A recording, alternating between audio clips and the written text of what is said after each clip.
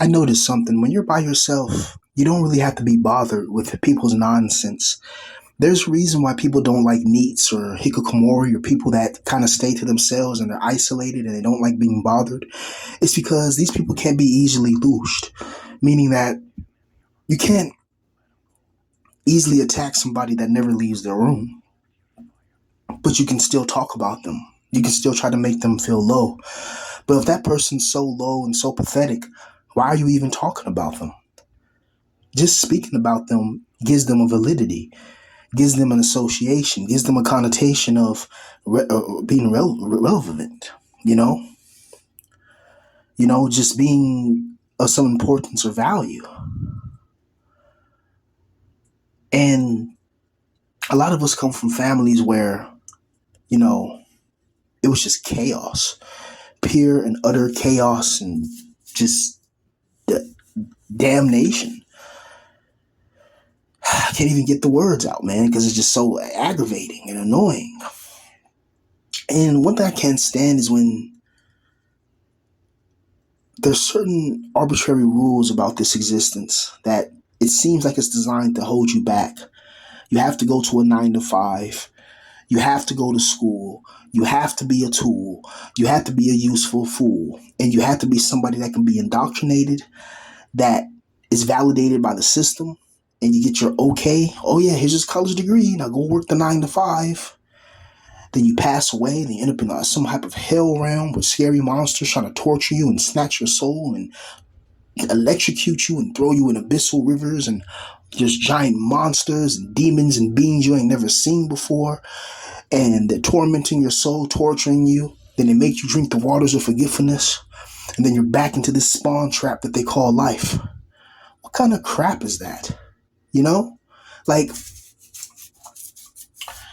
it's ridiculous, and somebody was saying, how come Sophia doesn't help us? And from what I could gather is that she already did the helping by releasing by releasing the gnosis, the gnosis, and pretty much how the demiurge is going to lose the battle is that people like me and people like you who are awakened, who have the divine spark and you know about it, and you're the people that love peace and harmony, and you don't like bothering people, and you're a good person trapped in the evil world.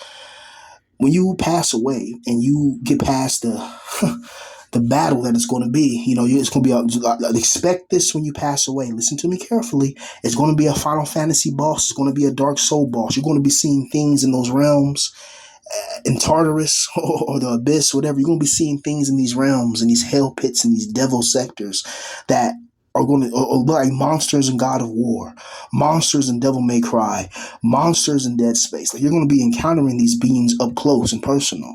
You're going to be encountering shadow black realms, abyssal storms, abyssal winds, abyssal oceans. Whatever you truly fear, the demiurge will search your mind and bring your fears upon you, just so you can get back into that light to be loosed, and for his own personal sick, twisted entertainment as well. That's what this life feels like, a circus. It makes my mind, it makes my mental circuits go berserk, and it's like a circus that I'm in it and I have to work, and it's a circus because what existence requires you to suffer and go through pain in order for you to in order for you to function in society? Within a society that functions without pain, without trouble, without evil, without violence, without marauding and plundering and all these evil things, wouldn't that society be a better society to live in? And if you're a god, to create?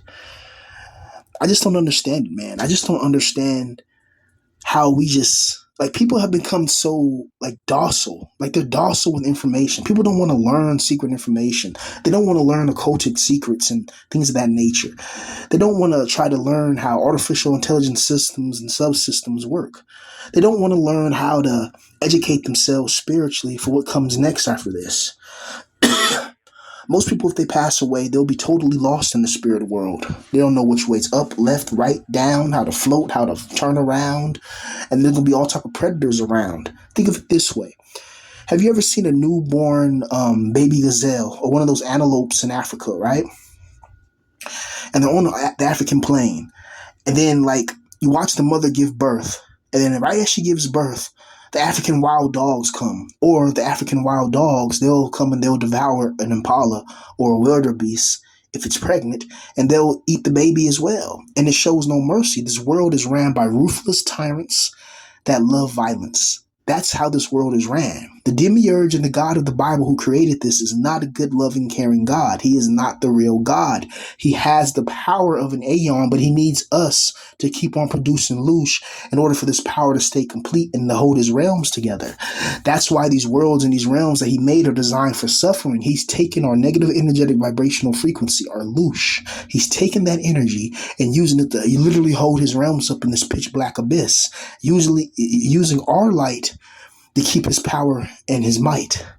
But we're the ones that's weak. We're the ones that's pathetic. But we don't need him. We don't need the demiurge. You don't need the God of the Bible. You know, you have the true divine Father inside your soul now. You have a piece of Sophia inside you. You know, you have Sophia, your mother, the spirit of wisdom, the aeon of wisdom. And then you have her father, the monad, you know, the being that births gods and infinite realities of light.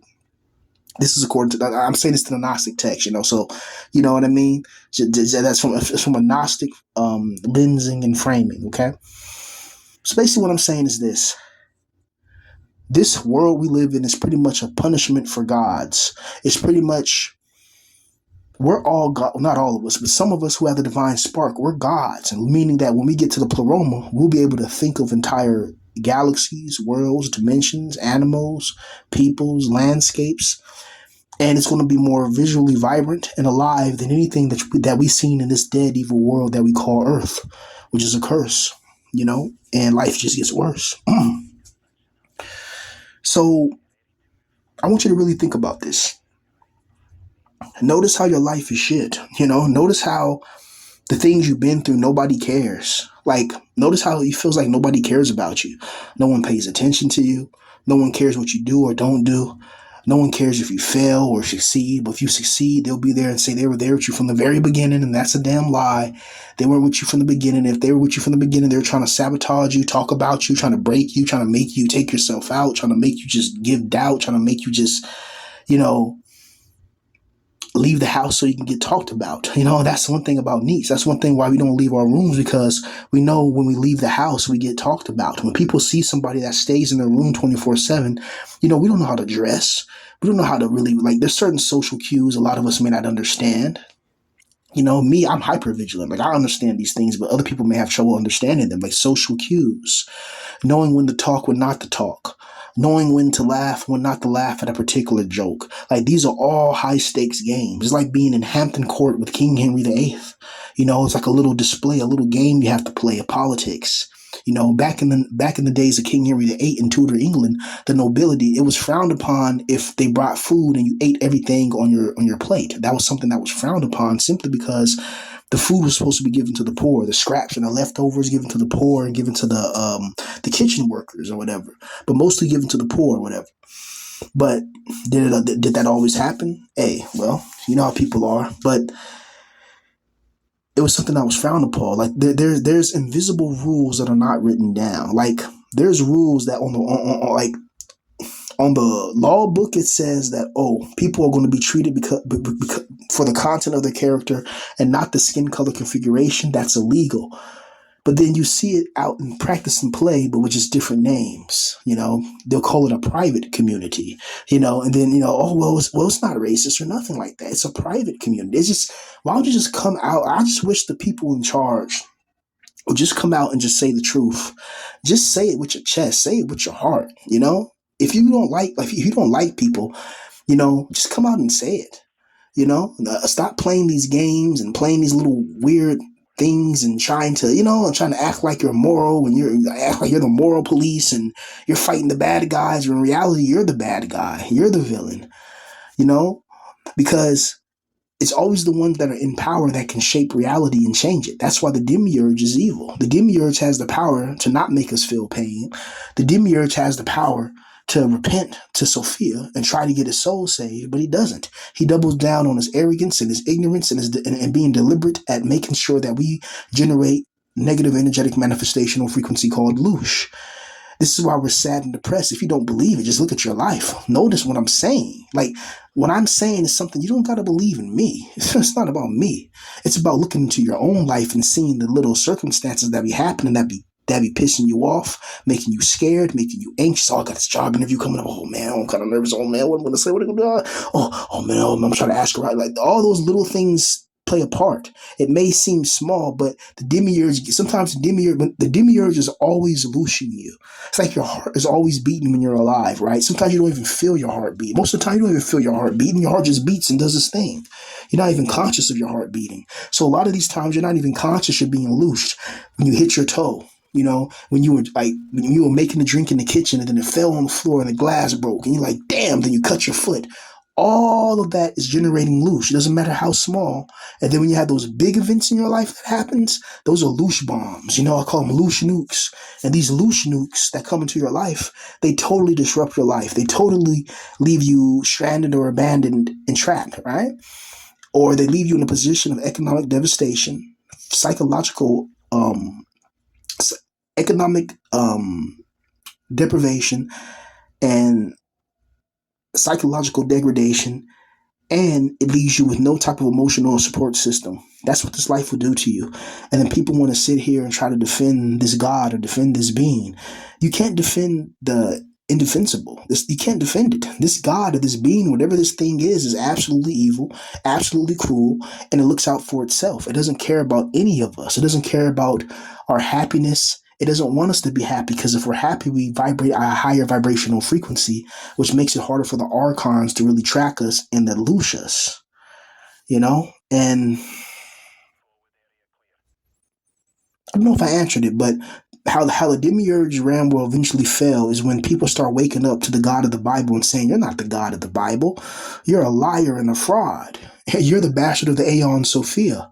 The reason why you have the power to create worlds and generate realities is because that's the power Aeons have. And the reason why you make us suffer is because our souls come from the divine light, the divine spark. And when we're scared and troubled and fearful, we release a little bit of this energy that's called loose, and this God gathers it. So this whole time you've been harvesting this. All our emotions are praising you in church. All those emotions, period, are giving them praise and power. I truly believe it, brother. I truly believe that there's something in another dimension that's dictating who wins, that's dictating our lives, that's messing with us. This is not just in the physical realm. And in the Gnostic text, it talks about people who only see the physical. They were created by the demiurge to pretty much make people like me, the spiritual people, make us seem like we're ignorant. Oh, how come he's talking about spiritual stuff all the time? People like that. They operate at a low vibrational frequency. They operate out of ignorance, arrogance, and just an aptitude for foolishness. They don't even think about spiritual aspects and inclinations. And I understand it, that we live in a physical world. You have to know about the physical, but you can't just be ignorant. You can't be totally ignorant on the spiritual, or you're going to find yourself right back here. You're going to find yourself, let's say your worst fear is worms. So the demiurge is going to put you in a position, probably in a black plate, in a black little realm, like when it's pitch black, or maybe some light, whatever. It depends what scares you the most. And then he's going to bring these massive worms upon you. Like, imagine a worm is like 3 miles big. They open up their mouth and you just see like black holes, or just their mouths, or with all these teeth around them. And the demiurge is going to put you around scary worms and worm monsters and evil shadow demons. Like, remember, when you pass away, the demiurge can do whatever he wants with you. He can put you into a hell. He can make your worst fears come upon you. He can throw you into a lake of fire. The demiurge does have power. The God of the Bible has power. Yes, he does. He's powerful. Yes, the God of the Bible is powerful, but he is not the true supreme God. He is the demiurge. The offspring of the Aeon Sophia from the higher dimensional realm called the Pleroma. The Pleroma is the heaven that everybody talks about and really wants to get to. But the demiurge hijacked this understanding and flipped it. Okay? And that's why people go to church every Sunday. They think they're praising the Almighty Father. But if you look at the actions of this God, you look how this God acts. It's selfish, it's jealous, it's evil, it's wicked, it's wild, it's crazy. It does all these wicked shit. You're a God and you can't make a perfect realm? No, you don't want to make a perfect realm, because a perfect realm means perfect harmony for our souls, and a perfect vibrational frequency for our souls is something that you can't control. Remember, the demiurge is like any other government worldly system that it established. If it can't control you, it's going to try to destroy you. The reason why they had the flood in the Bible and all that, besides the giants and the monsters and the advanced technology, was simply because humans were gaining a significant and cohesive understanding of the spiritual elements that are in this world. There's a reason why you look at the stars and you're a Pisces or you're an Aries or a Taurus, whatever the hell you're born under the stars, it kind of reflects your personality.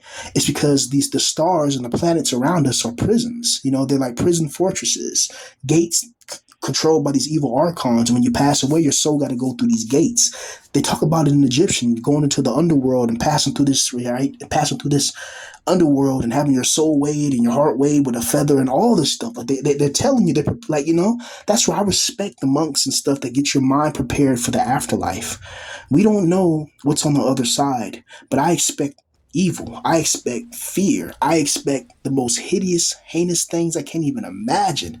If you're scared of ghosts and demons and monsters, if you say there was no such thing as Bigfoot or none of that, this demiurge will put you in a dimension with all those monsters in your face, you know?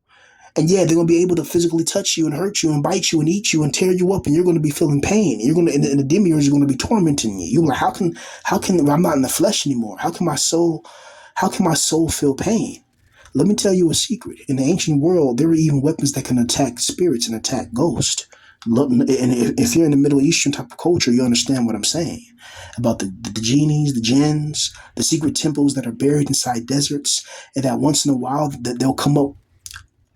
You know, like all the sand will get blown away from a sandstorm, and they'll see entrance to a temple, and there's warnings saying do not enter, do not disturb.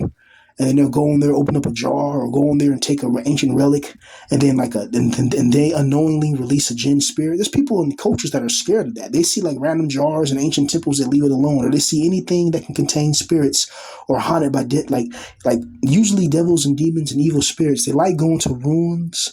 No, ruins of ancient cities and temples, places that had a high vibrational frequency of life, but are now dead zones now and nobody goes to. That's why a lot of places that are abandoned are haunted with dead devils and ghosts and evil. And plus, these spirits are attracted to people that are evil as well. So if you're an evil person and you have evil ways about you, there's spirits that will attach themselves to you and feed off of your evil as well and give you ideas for wickedness. Then there's people like me who have a more pure soul, you know, and you know it, you know. You can just because you know you have a pure soul because you hate wickedness and love righteousness. You can't stand wickedness. You can't stand drama and chaos and arguing and fighting, going through and all that loud noise. You want to be in a quiet place and you want to gain wisdom and knowledge.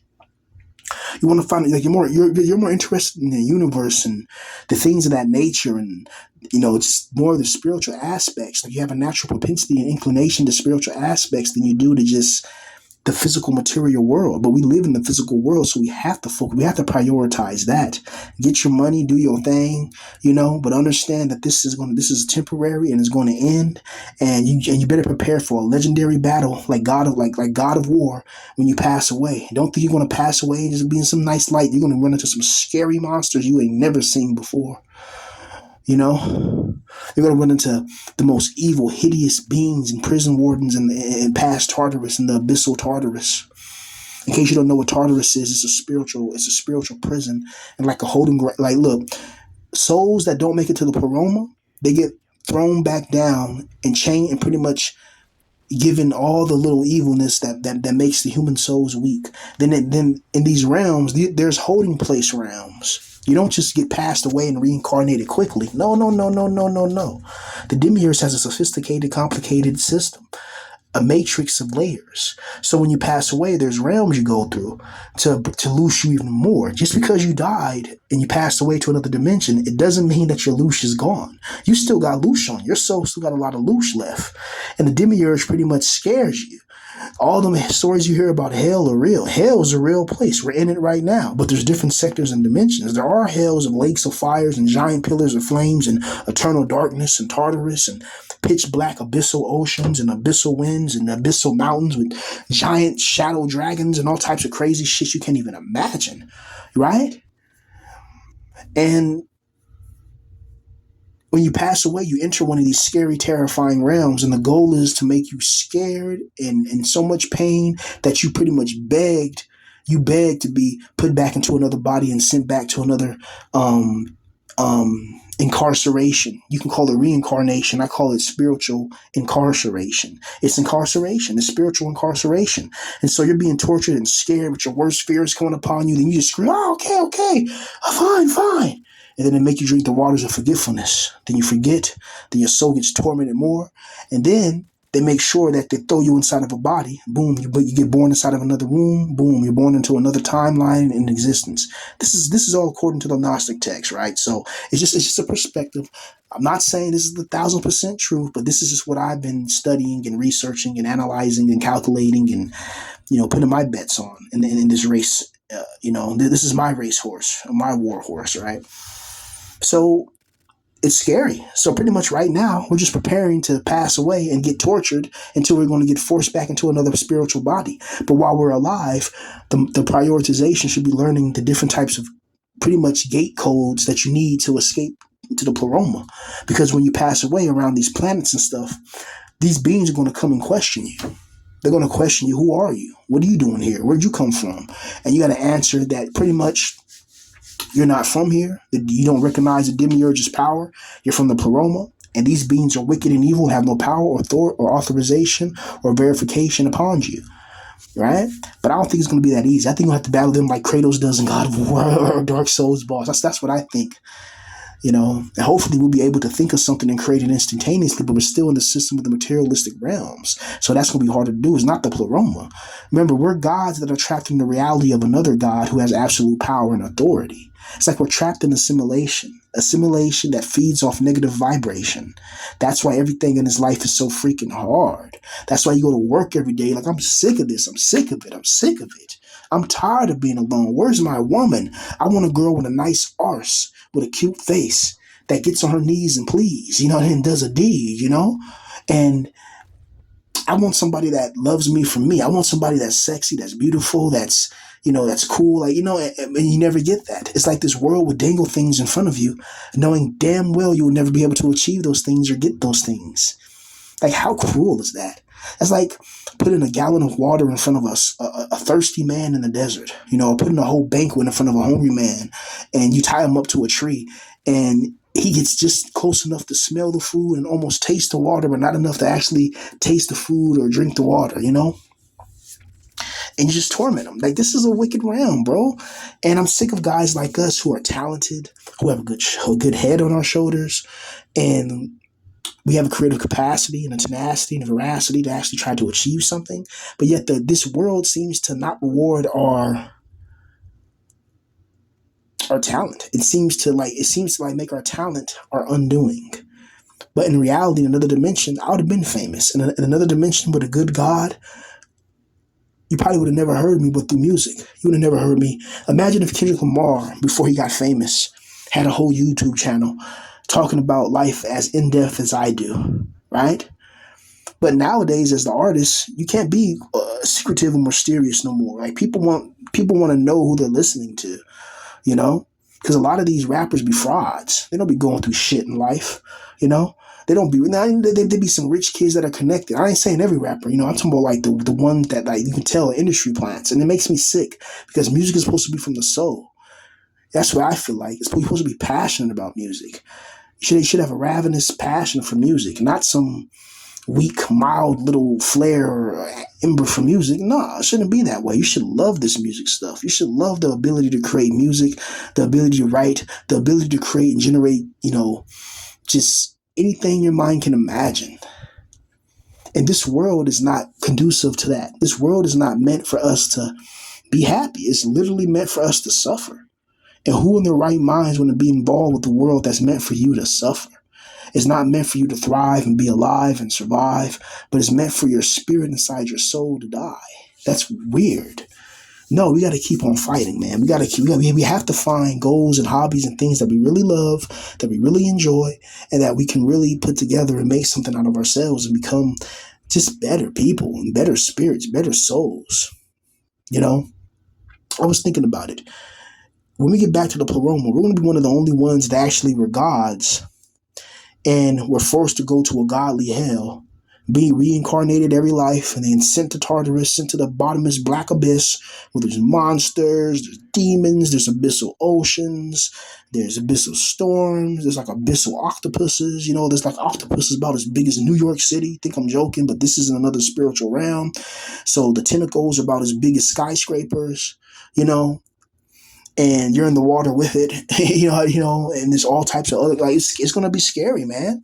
Whatever. That's why you got to face your fears now. That's what I've been doing. There's a game series that I never played because it freaked me out because of how realistic it is, based on my own personal things. And that's all I'll go into. But it's called Fatal Frame, and it's an older game, but it's a series. And Fatal Frame is interesting because it's one of the most realistic kind of things when it comes to like demons or whatever, in my opinion. The way that game is, all the Fatal Frame series, the way it talks, the way it handles ghosts and hauntings and demons, it's very realistic. If you've ever been around that stuff, right? Certain things I don't talk about much because, well, it can attract certain things and energies to you, because the demons and the devils and the archons, they don't like people like me who can see the world for what it really is and call it out unfiltered. This is why this attracts so many people that mess with you. Like, damn, this guy's real. It's like, that should be normal. Being real should be normal. It shouldn't be like, damn, he's real. It's like, really? Everybody should be real. It's crazy how fake the world is when everybody who's fake, that's normal. Like, being fake is the normal and being real is the outlier. That lets you know how wicked and fragile this society is and how evil this society is. If you're somebody with a good heart, if you're somebody that tells the truth, if you're somebody that speaks from the heart, if you're somebody that's unfiltered, and you have a passion and a ravenous tenacity for righteousness. If you're somebody like that, the world's going to go against you. It's going to send angels against you. It's going to send devils against you. It's going to send the whole shebang after you to break you down. But we have to be strong. We got to find I'm not going to say a calling, but we have to find our will to fight in this life. We have to find something that makes us happy. We have to find something that makes us, it just makes us more happy. It makes us more confident to just do the things that we love, man. That's all we have as guys in this position.